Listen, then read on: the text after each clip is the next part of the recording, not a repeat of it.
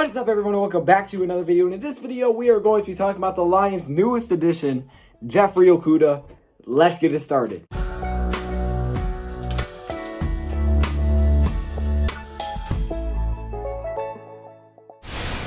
Thank you, everyone, for stopping in for the live stream today. The support was absolutely crazy. I mean, this is probably the best stream I've ever had to this date when it comes to analytics.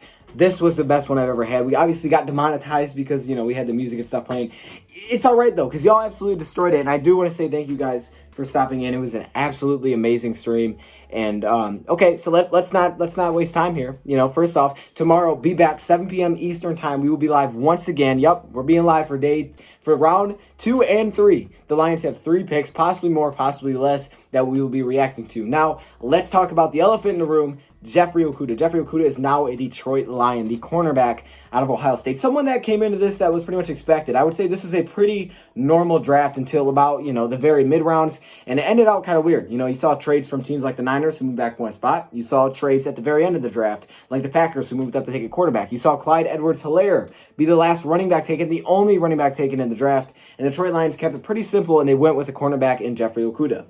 As mentioned before, this was a pretty expected pick. I don't think this was anything that's going to surprise anybody or, you know, anything that's too crazy or off the wall. Now, everybody wants to hear my reaction to it, and if you saw my reaction, I was just kind of like, okay, you know, because it wasn't something where I'm shocked because it was something that we were expected to get. And, you know, I'm still glad he's a Detroit Lion. I'm welcoming him as a Detroit Lion. I think he's going to be very helpful to this cornerback group. As we know, the Minnesota Vikings added a wide receiver in today's draft, so they're going to have another weapon. And the Detroit Lions have some weapons that they're going to have to go against in the NFC North. Bob Quinn and Matt Patricia are obviously addressing that. Matt Patricia being a defensive coordinator with the Patriots first. And they find it important to go after secondary players. Now, I know some people liked this, some people didn't like it. Me personally, I have never shied away from the fact that I believe Jeffrey Okudah is hands down the best cornerback in this draft. He is willing tackler. He can tackle very well. He showed up in very big games, and he's got an eye for the ball. He can play man-to-man defense very well. He can press up. He can pretty much do whatever you ask him to. And at the number 3 pick in the draft, we expect him to be a day 1 starter for the Detroit Lions. Now, the cornerback class is looking deep now, or group, I should say, with Amani Oruwariye and Desmond Trufant. So the Detroit Lions definitely address that position, but as we know, there are still positions of need. But that's okay because the Lions have some other picks to address that with. So let's get to it. How do I feel about the Jeffrey Okudah pick? Personally, I'm going to be honest with you. I didn't hate it. You know, it was one of those picks where I'm not like, oh yes, and I'm not like, oh dang, because it was something that wasn't like a surprise. Like, we were expecting that. I was expecting not to be shocked if we got Jeffrey Okudah.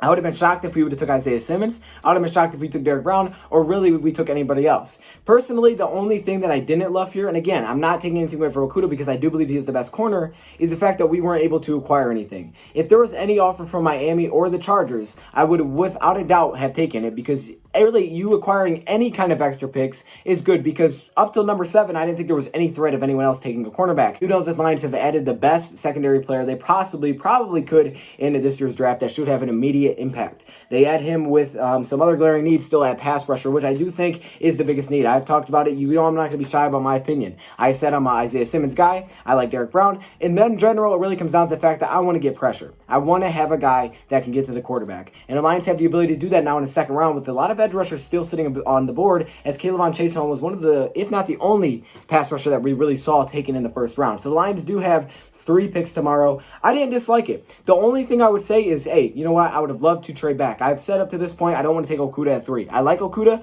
don't want to take him at 3. My thought is, and I'm going to go with this and believe it, there were no offers from the Dolphins or the Chargers. And I know some people are going to be like, well, why would you trade back? It's pretty simple. There is no team in between those that I would have been worried about losing Jeffrey Okudah to. The Giants picked up James Bradbury, and they went with the tackle. The Dolphins obviously won the quarterback, and the Chargers went with the quarterback. So because of that, there was no team in between the Lions and the number 7 pick that I would have been concerned with taking Jeffrey Okudah. So for me, not taking anything away from Jeffrey Okudah, but I do know what the Lions have at need now. In second round, you know, look out for some pass rushers and an interior offensive lineman and potentially some weapons. I would say that second round is a gold mine for Detroit Lions to potentially move back after seeing how this first round ended. There are tons of running backs still available, some of the top running backs, and there are multiple edge rushers still available. Some of the top-end edge rushers, including Curtis Weaver, AJ Epinesa, Yetur Matos, some interior defensive linemen between Ross Blacklock, Justin Metabike, Marlon Davidson, that if the Lions can somehow move back and acquire another mid-round pick tomorrow without moving back too far, I think that would be a perfect option for the Detroit Lions. But all in all, I'm not mad about the Jeffrey Okudah pick. It's nothing that I'm going to get super excited about because, you know, it was something I was expecting. And look at that.